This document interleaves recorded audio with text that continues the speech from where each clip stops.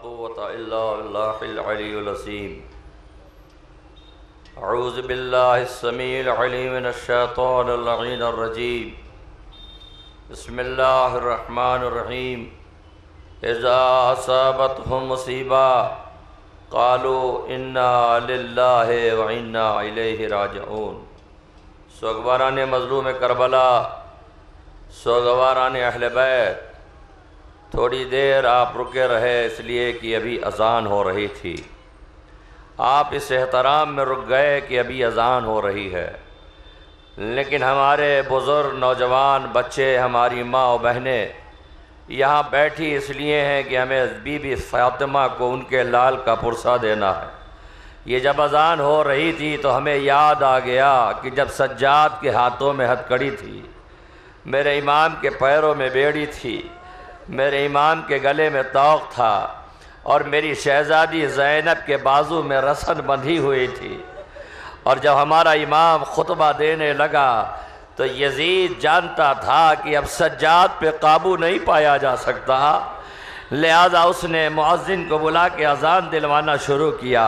हाँ अज़ादारों, वो जब अज़ान दी जा रही थी वो अज़ान इसलिए दी जा रही थी कि सज्जाद का कलाम रोक दिया जाए, लेकिन ये बात तय है ये अज़ानें इसलिए हो रही हैं कि अगर हुसैन का अकबर अज़ान न देता तो आज ये अज़ान बाकी न रहती। हाँ अज़ादारों, मैं ज़्यादा देर नहीं पढ़ूँगा, वक्त नहीं है, लेकिन मेरी माँ बहनों, मेरे बुज़ुर्गों, मेरे बच्चों, मैं हाथ जोड़ के आपसे दिल पे हाथ रख के पूछिए और सोचिए कि एक वक्त था कि आप कहते थे कि मेरा मौला आ रहा है, मुहर्रम आ रहा है, कहता है कि अभी चहलुम बाकी है, अभी यहाँ मुहर्रम का जुलूस बाकी है, अभी 28वां बाकी है। ये अज़ादारों, वो तारीख आ गई कि एक माँ को 3 पुरसा देना है, एक फातिमा को उसके बाबा का पुरसा और एक फातिमा ज़हरा को उनके लाल हसन मुश्तबा का पुरसा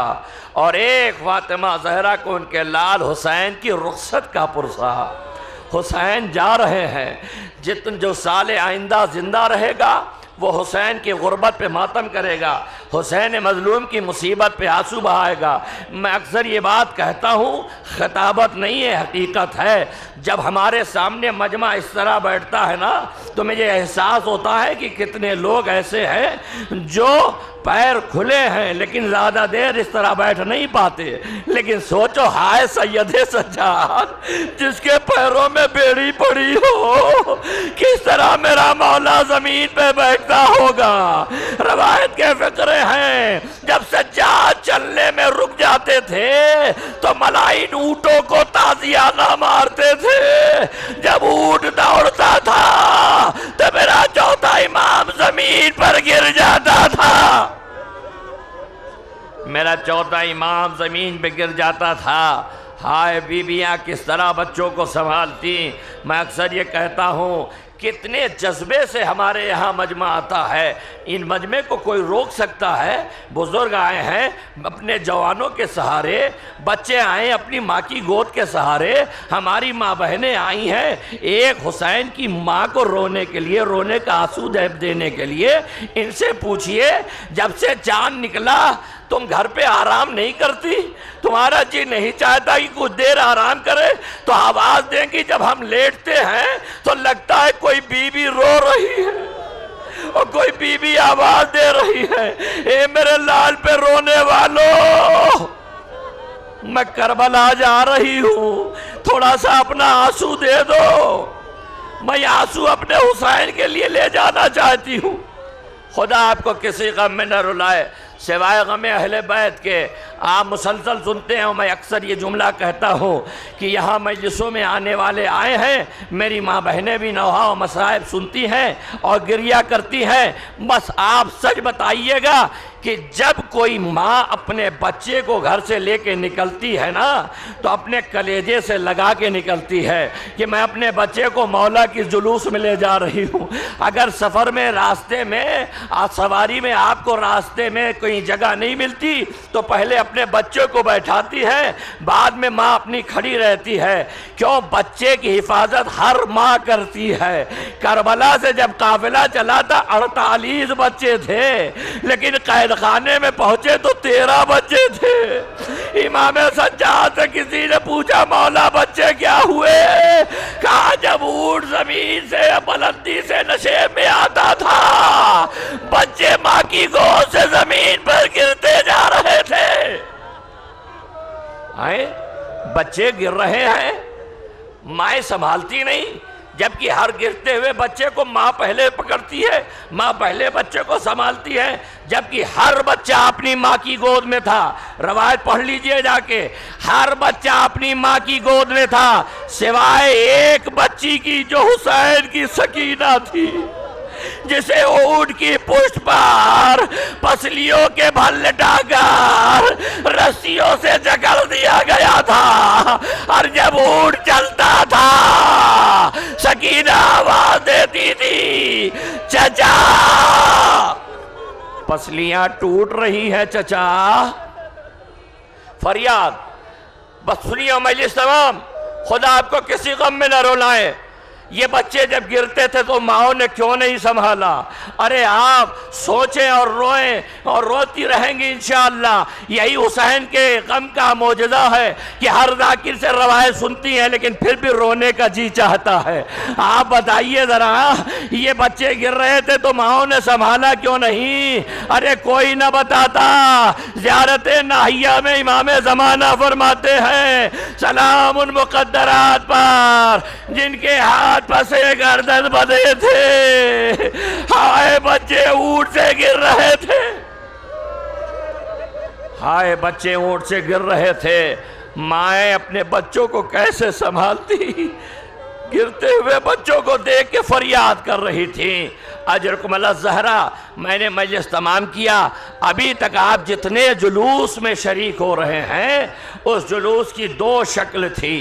एक तो वो जो करबला से शाम चला, करबला से शाम चला, और दूसरा करबला शाम से फिर करबला चला। आज ये वो जुलूस है जो करबला से मदीने जा रहा है, जो करबला से मदीने जा रहा है। जितने मोमिनीन ज़ाकिरीन ये सुनते हैं और आप पढ़ते भी हैं, आप सुनते भी हैं, ज़रा आप बताइए जनाब सकीना ने वक्त रुखसत इमाम हुसैन से क्या कहा था? बाबा क्या वहाँ जा रहे हो जहाँ मेरे चचा अब्बास गए हैं, जहाँ मेरा भैया अकबर गया है? कहाँ बेटा हम वहीं जा रहे हैं। कहा बाबा जाओ शौक से, लेकिन एक बात करो। कहा क्या? कहा मुझे मदीना पहुँचा दो। हुसैन ने कहा बेटा वक्त नहीं है, वक्त नहीं है।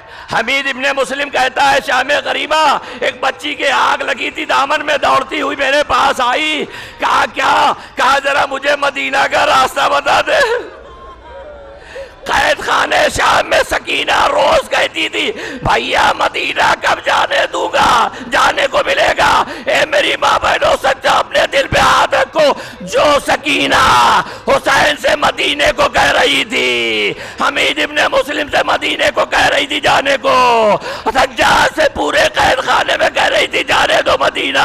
अरे जब रिहाई मिली सब जाने को तैयार, लेकिन मदीना जाने की जिसको ख्वाहिश, वो कैद खाने में सो रही है। मैंने मजलिस कलाम कर दी और आपकी जहमत भी तमाम। आखिरी फ़िक्रा सुनिए। बशीर मदीने पहुंचा। इस जुलूस का अख्तिताम उस मंज़र पे होगा कि जब मदीने काफ़िला पहुंच रहा होगा। मेरे कितने नौजवान हैं, कितने बच्चे हैं, कितनी माएँ हैं, कितनी बहनें हैं, उन्होंने राय हुसैन ने क्या दे दिया होगा शौहरों को पता नहीं होगा, बेटों ने कितना दिया होगा बाप को नहीं मालूम होगा, भाई ने कितना दिया होगा भाई को नहीं मालूम होगा। और जूक दर जूक हर मजलिस जुलूस में जा रही हैं आप। ये याद रखिएगा, ये आपका आना जाना खर्च करना ज़ाया नहीं जा रहा है। बस जुमला सुनिए और मजलिस तमाम। जब बशीर मदीने में ऐलान करके लौट के आ गए तो बशीर ने कहा इमाम सज्जाद से, मौला अब मैं इजाज़त चाहता हूँ, मेरा कलेजा फटा जा रहा है। कहा रुको मैं अपनी पुपी अम्मा से पूछ लूँ। इमाम सज्जाद आए, पुपी अम्मा बशीर जाना चाहता है। कहा बेटा बशीर को रोको, अभी मैं उसे कुछ देना चाहती हूँ। बीबी ज़ैनब ने एक कपड़े में कुछ जमा किया, सैयद सज्जाद को बुलाया, ए बेटा बशीर ने बड़ी खिदमत की है, ले जाकर मेरी तरफ से दे दो। कहाँ तक मसाइब पढ़ पाऊंगा नहीं मालूम, लेकिन आप कितना रोएंगे मुझे भी नहीं मालूम। जाइएगा घर तक, मेरी माँ बहनों रोइएगा। बीबी ज़ैनब क्या कह रही हैं, जाके बशीर को मेरी तरफ से हदिया दे दो। बशीर के पास इमाम सज्जाद आए। इमाम सज्जाद कहते हैं बशीर कहाँ का बशीर मैं करबला से लुट के आया हूँ, मेरी माँ बहनें भी लुट के आई है।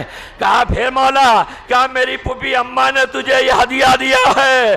बशीर ने मुंह पे तमाचे मार लिए, ए मौला हम इस खिदमत की जजा नहीं लेंगे। इमाम लौट के गए।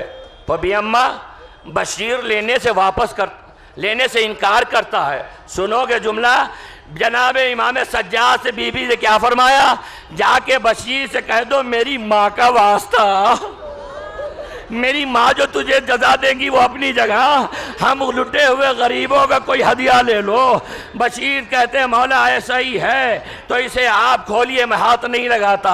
मौला हम इसे नहीं लेंगे। सुहाग बढ़ाने वाली मेरी माँ बहनों, मैं एक मरतबा जैसे इमाम सज्जाद ने खोला, क्या देखा, बीबियों के जेवरा।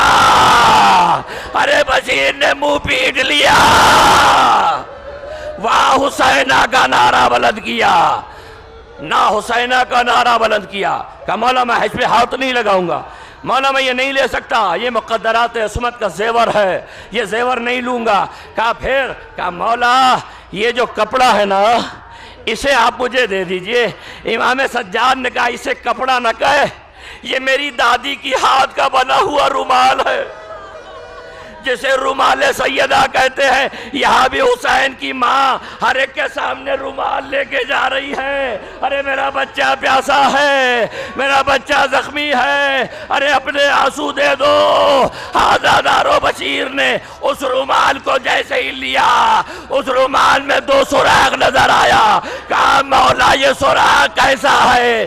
कहा बशीर ये रुमाल मेरे असगर के गले पर लगा था, अरे जो उसने तीर चलाया ये उसी का निशान है।